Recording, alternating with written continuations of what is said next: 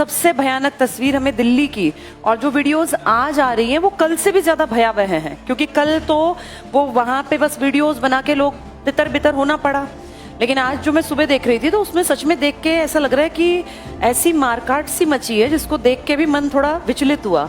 और जो बच्चे पिट रहे हैं वो 18, 20, 22 साल के यंग बच्चे हैं। एक वो डॉक्टर्स की वीडियो आपने देखी होगी, 3-4 डॉक्टर्स, वो सिर्फ इसलिए आए थे कि कोई इमरजेंसी होगी, किसी को जरूरत होगी तो हम मदद कर देंगे। एक होता है ना भाई, मानवता के नाते। उनका कोई लिंक नहीं था, ना वो कोई विरोधी थे, ना कोई वो पट्टे बांध के नारे लगा रहे थे, वो तो बेचारे सिर्फ हेल्पिंग हैंड।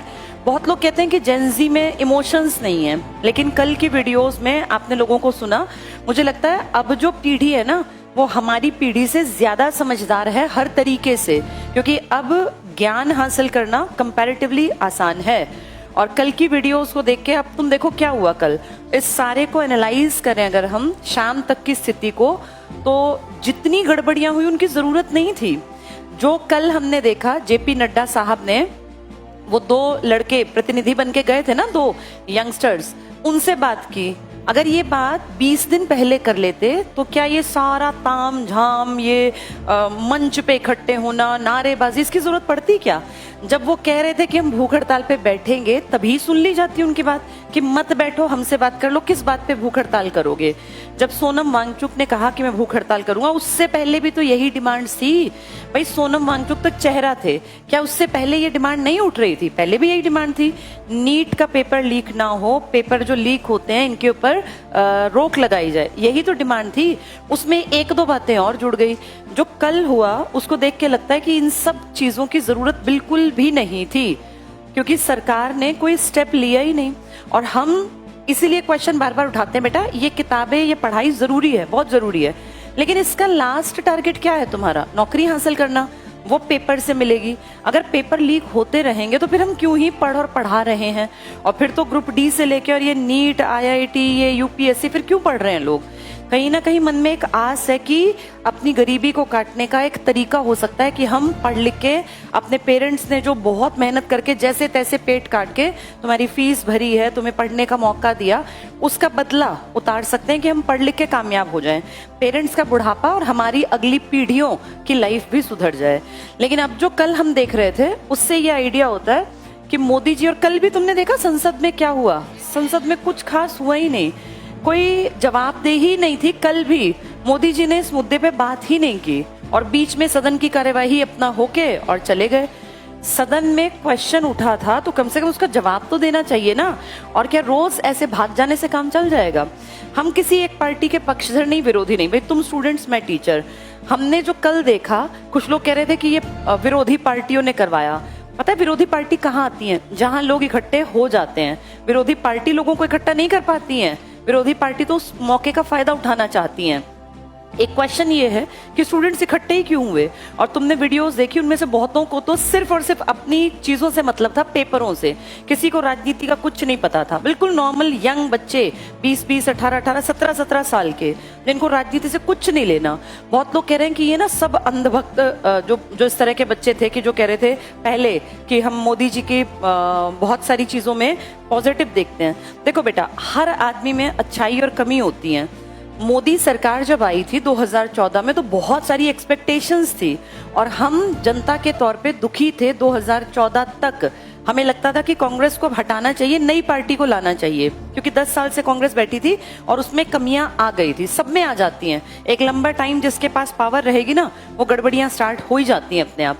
मोदी जब सरकार आई थी तो हमें एक्सपेक्टेशंस थी कि चीजें बदलेंगी, लेकिन आज हम 12 साल बीत गए इस बात को, हमें ऐसा लग रहा है कि जो एक्सपेक्टेशन थी वो कहीं से कहीं तक, पूरी तो छोड़ो, वो जो हमने एक्सपेक्ट किया था कि सबसे बेसिक चीजें रहेंगी वो भी खत्म हो गई। तो हमें ये एक बहुत बड़ी कमी नजर आती है। और अब एक क्वेश्चन उठने लगा कि मोदी जी बात क्यों नहीं करते?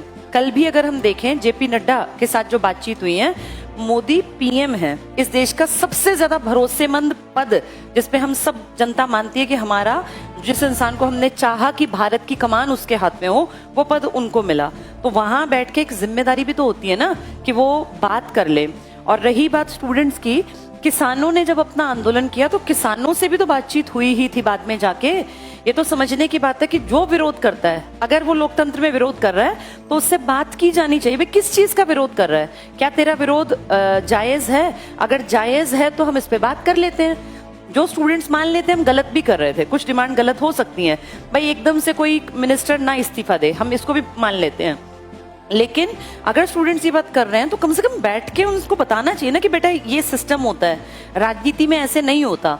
सरकार की जो जिम्मेदारी है, खासकर पीएम की जो जिम्मेदारी है, हम सारी सरकार को एक तरफ रखते हैं, भाई हम सबके लिए एक चेहरा है इस देश की पावर का, और वो है नरेंद्र दामोदर दास मोदी। हम तो उन्हीं को मानते हैं ना सर्वे सर्वा।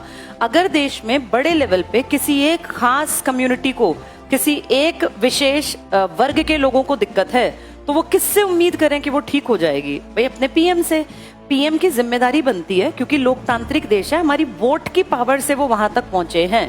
पहले क्या कहते थे, इस देश में कहावत थी कि मनमोहन सिंह जी मौन मंत्री थे, मौन प्रधानमंत्री, वो बोलते नहीं थे।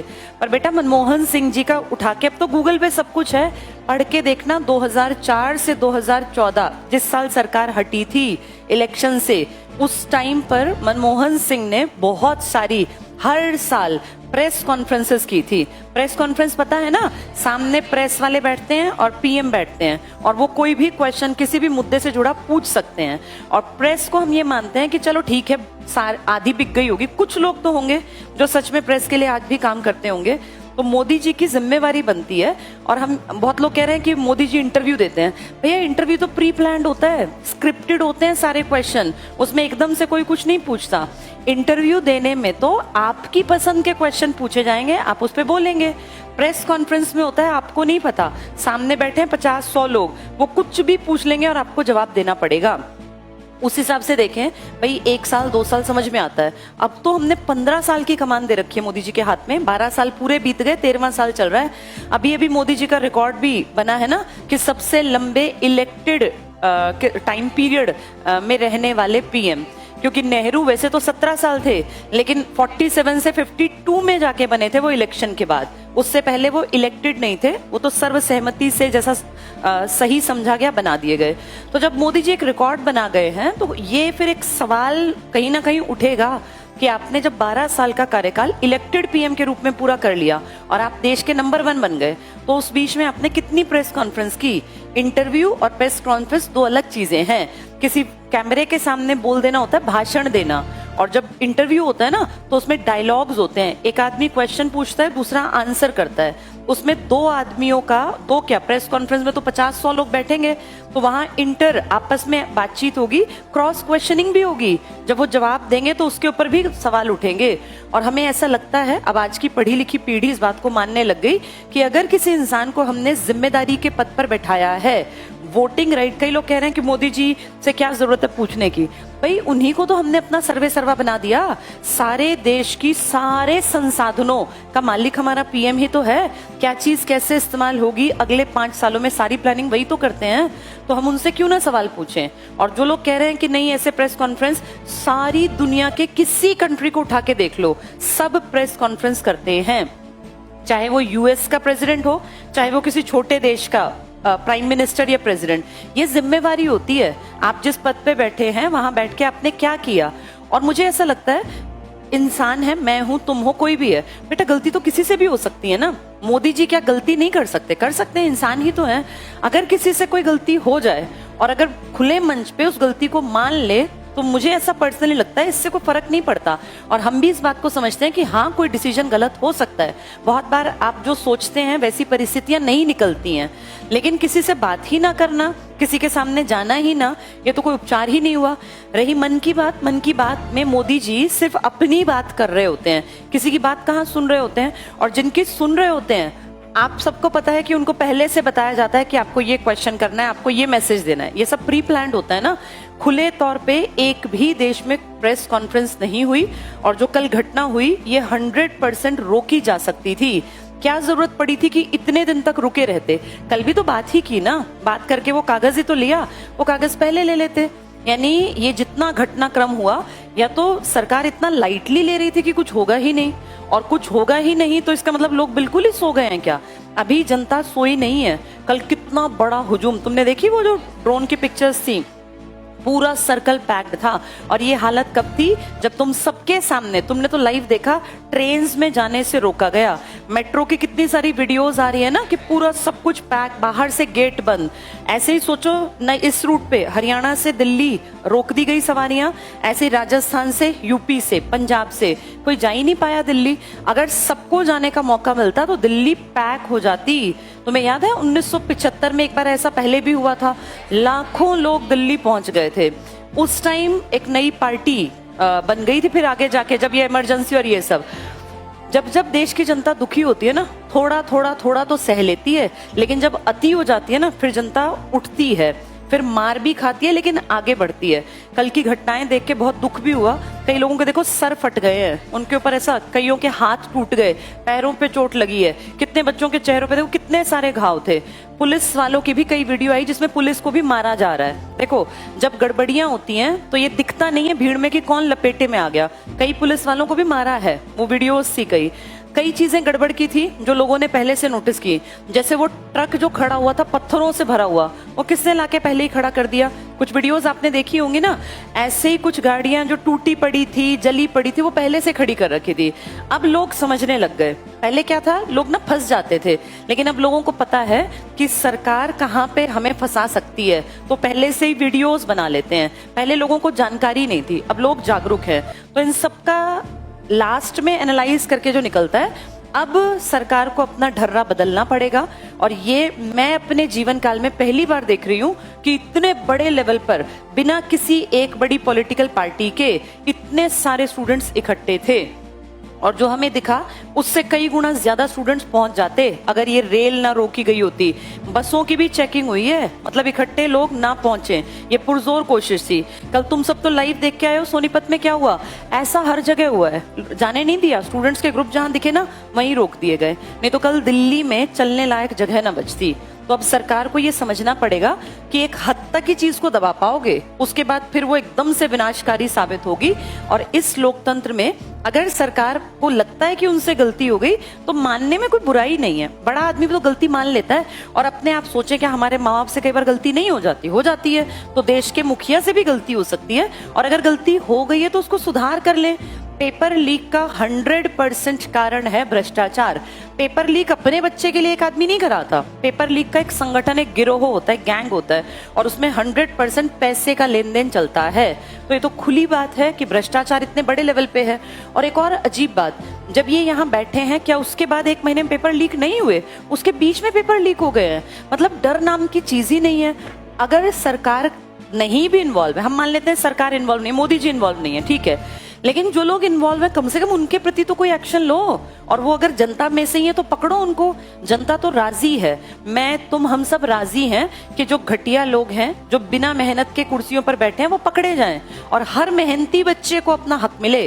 कंपटीशन कराएं। हम ये भी नहीं कह रहे सबको नौकरी दो, हमें भी पता है सबको नौकरी नहीं मिल सकती, लेकिन बेटा कंपटीशन तो हेल्दी रखो। जो सच में मेहनती है, पढ़ने लिखने वाला है, जो 8-8 घंटे पढ़ रहा है, कम से कम उसको एक प्लेटफॉर्म दो कि वो ये कंफर्म कर पाए कि मैंने इतनी मेहनत कर ली कि मेरा नंबर आ जाएगा। अब वो 8-10 घंटे पढ़ के जब जाता है, पेपर लीक, फिर पेपर कैंसिल, तो फिर उसका मनोबल टूटता है ना। और चलो 1-2 पेपर लीक हो तो हम मान ले कि चलो आटे में नमक वाला काम, फिर भी इतनी बड़ा व्यवस्था है, चल सकता है कि भाई सिस्टम की गड़बड़। लेकिन हर पेपर लीक हो रहा है। सरकारी नौकरी का पेपर, चाहे वो ग्रुप डी का हो, चाहे आपके बड़े अधिकारी वर्ग का, आईआईटी के पेपर की बात करें, नीट के पेपर की बात, सीयूईटी के पेपर की बात करें, फिर तो कुछ बचेगा ही नहीं। यहाँ जाके एक बड़ा क्वेश्चन मार्क है। और मुझे ऐसा लगता है अब मोदी जी को अपनी आंखें खोलनी पड़ेंगी। बहुत लंबा टाइम बीत गया और जो लोग पहले बीजेपी के समर्थक थे, देखो कभी भी ना इस चीज को भी ध्यान से समझ बेटा, क्योंकि तुम अब वोटिंग एज में आओगे। किसी एक पार्टी के पीछे नहीं पागल होना चाहिए। पार्टी को चुन के हमसे गलती भी हो सकती है। जैसे ऐसा जरूरी नहीं कि हमने एक पार्टी चुन ली तो वही परफेक्ट है, नहीं, उसमें बैठे लोग गलत नीतियां बना सकते हैं। और हमारा हक है कि हमें लगे कि जो पार्टी हमने चुनी और उसमें कमियां हैं, वो गलतियां कर रही है, तो हम उसके खिलाफ बात करें। अगर हम ये सोचेंगे डेमोक्रेसी का मतलब तुमने जिस पार्टी को वोट दिया उसके खिलाफ बोलना ही नहीं है, ये क्या बात हुई भाई? पार्टी में लोग बैठे हैं, वो गलतियां करेंगे, तो हमें ना कांग्रेस विरोधी होना, ना बीजेपी पक्षधर होना, ना बीजेपी विरोधी, ना कांग्रेस पक्षधर, ना किसी और पार्टी का। भाई जिस पार्टी को हमने अपने 5 साल के लिए अपना हेड बनाया, अगर उस पार्टी की बातों से हम शुरू में इंप्रेस हुए थे लेकिन उस पार्टी ने उस पर काम ही नहीं किया, तो फिर हम उस पार्टी को बदलने की कोशिश करेंगे, या हम कम से कम क्वेश्चन तो पूछेंगे कि आपसे हमने ये उम्मीद की। एक बड़ी फेमस लाइन हुई थी मोदी जी की 2014 में जब इलेक्शन थे कि ना खाऊंगा ना खाने दूंगा। बहुत अच्छी लाइन थी। मोदी जी हम मान लेते हैं बिल्कुल नहीं खा रहे, बहुत लोग दलील देते हैं कि उनका कौन सा परिवार है, वो किसके लिए खाएंगे, किसके लिए भ्रष्टाचार करेंगे, उनके थोड़ी ना बेटा बेटी हैं, उनका परिवार भी नहीं है। हम मान लेते हैं 100% मोदी जी नहीं खाते, वो बिल्कुल साफ है, लेकिन बेटा कोई और तो खा रहा है ना, और उनकी ही पार्टियों में नीचे के लोग खा रहे हैं। तो क्या मोदी जी की ये जिम्मेदारी नहीं है कि अपनी पार्टी के लोगों को पकड़े या उनके अंडर जो काम करते हैं उनको पकड़े? भ्रष्टाचार 100% है, अभी गायब नहीं हुआ, अदरवाइज पेपर लीक ही ना होते। अपने बच्चे के लिए पेपर लीक कराएंगे तो 10-20 लोग करा लेंगे। ये इतने बड़े बड़े गैंग्स जो पेपर लीक कराते हैं, 10 लाख का बिक गया, 15 लाख का बिक गया, 20 लाख का, सोचो कितना बड़ा बिजनेस बना लिया। और मोदी जी की ये लाइन तो फिर बिल्कुल कांटा लगाने पड़ेगा कि मैं नहीं खाऊंगा चल जाएगा, लेकिन आप खाने तो दे रहे हो, तो कहीं ना कहीं जिम्मेवारी तो है। और आज 12 साल प्लस के टाइम में हमारी एक्सपेक्टेशन है कि कम से कम अब मोदी जी जान ले गलती किसी भी इंसान से हो सकती है, हो सकता है इस सरकार से भी हो गई हो। अभी भी 3 साल बचे हुए हैं, 3 साल कम नहीं होते। अपनी इमेज अगर सरकार को सुधारनी है, पेपरों पे काम कर लें, पेपर लीक करने बंद कर दें, टाइम से पेपर लें, बच्चों को फेयर सिलेक्शन मिले तो ठीक है, फिर कोई दिक्कत नहीं है। पर अगर यही ढर्रा चलता रहा और ये सोचेंगे कि लोग भूल गए, तो लोग भूलेंगे नहीं। अब जनता जेनजी ज्यादा तेज है। अब तक जितनी पीढ़ियां आई, आंदोलन हमेशा से हुए हैं, ऐसा नहीं आंदोलन नहीं थे। अन्ना हजारे का भी आंदोलन था, उससे पहले जयप्रकाश का बहुत बड़ा आंदोलन था 70 के दशक में, बहुत। लेकिन बेटा ये पहला आंदोलन है, मैंने जितनी पढ़ी हैं चीजें उनमें ये पहला है जिसमें कोई एक बड़ा चेहरा नहीं था, कोई ऐसा नहीं था कि एक सिंगल पार्टी लीड कर रही थी। कुछ लोग दलील दे रहे हैं कि वहां बसपा वाले पहुंचे हुए थे या भीम आर्मी पहुंची थी, पहुंचे थे, सब पहुंचे थे, लेकिन वो सब नीचे थे। जो सबसे ऊपर लोग थे ना, वो स्टूडेंट्स थे, वो बच्चे थे जो दुखी थे, परेशान थे इस सिस्टम से। और पार्टियां तो हमेशा रोटी सेकने का काम करती ही हैं, वो वहां पहुंचेंगी, लेकिन पार्टी वहां जाती है जहां भीड़ पहले से इकट्ठी हो गई हो। और ये भीड़ लालच वाली नहीं थी, ये भीड़ वो नहीं थी जैसी हमने वीडियोस देखी हैं। तुमने वो वीडियोस देखी हैं जिनमें इलेक्शन से पहले जिंदा मुर्गे पकड़ाए जा रहे थे, जिनमें 500-500 के नोट बांटे जा रहे थे? कितनी कॉमन है और सब कुछ दिखता है। आज के टाइम में ना मीडिया बहुत बहुत एक्टिव है, तो इसका मतलब ये स्टूडेंट वो बिल्कुल भीड़ नहीं थी जो भर भर के ट्रकों में, अभी हाइड्रोजन ट्रेन चली उस दिन की तुमने वीडियोस देखी हैं? जो लोग वापस जा रहे हैं उनसे बातचीत की है, इंटरव्यू, तो ज्यादातर ने क्या कहा कि कुछ खाने को नहीं मिला, हमें कह के लाए थे यहाँ खाने को मिलेगा, और कुछ कह रहे थे हमें बैठा तो लाए गाड़ियों में और वापसी में हम पैदल पैदल जा रहे हैं। भीड़ इकट्ठी करनी पड़ती है बेटा।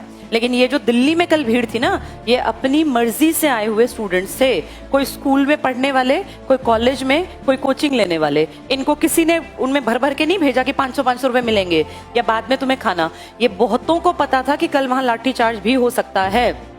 किसको नहीं पता था? ये पता था कि बैरिकेडिंग जब टूटेगी तो पुलिस कोई ना कोई एक्शन लेगी, हमेशा से होता आया। लेकिन फिर भी देखो कितने लोग पहुंचे हुए थे। और देखा कई लोग तो छोटे छोटे बच्चों को गोद में लेके गए हुए थे, 4-4, 5-5 साल के बच्चे। अब क्या कहें कि वो पैसे के उसमें आ गए। कोई पैसा नहीं बटा वहां, कुछ लालच नहीं था, सिर्फ ये कि भाई ये गलत काम है, ये रुकना चाहिए। पॉलिटिकल पार्टीज पहुंची, लेकिन पॉलिटिकल पार्टीज साइड में थी। ये मुद्दा था स्टूडेंट्स का। और अब ये सरकार को जागना चाहिए कि भाई जितनी गलतियां अब तक हो गई। मनमोहन सिंह जी को हम मौन पीएम का टैग देते थे कुछ लोग कि बोलते नहीं है, नहीं भी बोलते थे ना, तब भी हर साल प्रेस कॉन्फ्रेंस करते थे, प्रेस वाले उनसे क्वेश्चन पूछते, वो आंसर करते थे। 2014 में सरकार हटी थी कांग्रेस की, उस साल भी प्रेस कॉन्फ्रेंस है, इस पर निकाल के देख लो, यूट्यूब पे सब कुछ है बेटा। अब जागरूकता है, किसी पे विश्वास मत करो, यूट्यूब पे निकाल के देखो अपने आप। 2014 की प्रेस कॉन्फ्रेंस की तुम्हें वीडियोस मिल जाएंगी। यानी जिस आदमी को कंफर्म है कि मुझे जाना है, इलेक्शन होते हैं ना उससे पहले प्रेस कॉन्फ्रेंस थी, जिसको पता है कि मैं इस साल नहीं आने वाला हूं, वो भी एक जिम्मेदारी का निर्वहन कर रहा है। अब मोदी जी तो अभी कम से कम 3 साल और बैठे रहेंगे। अभी 26 चल रहा है, 27, 28, 29, इन 3 सालों में भी अगर मोदी जी प्रेस कॉन्फ्रेंस करने लगे और जहां जिस कम्युनिटी की प्रॉब्लम है, स्टूडेंट्स की है, कुछ ये नहीं कहते कि सब, देखो बेटा लोकतंत्र में ये पॉसिबल नहीं है कि सब लोग संसद भवन जाते, वो गलत भी होता। अब सब अच्छे हैं लेकिन अगर उनमें से 5-7 बदतमीज होते, गड़बड़ करते, तो वो हमारी बेइज्जती होती। लोकतंत्र का हृदय स्थल है हमारा संसद भवन, वहां सबको नहीं जाना चाहिए, लेकिन एक तरीका होता है ना कि वहां तक आए ही ना लोग, पहले ही जाके संसद भवन से जाके उनकी बात सुन लो ना, वो क्या कह रहे हैं, और क्यों किसी को भूख हड़ताल पे बैठना पड़े। अंग्रेजी राज में जब भूख हड़ताल करते थे गांधी, हम कितनी बार तो पढ़ते हैं, याद है लॉर्ड इरविन ने दिल्ली बुलाया था गांधी को, आरटीसी की बातचीत तुम्हें बताई हुई है ना, उस टाइम पे भी लोगों को ऐसे इनवाइट करके बुला के बैठा के बातचीत करते थे कि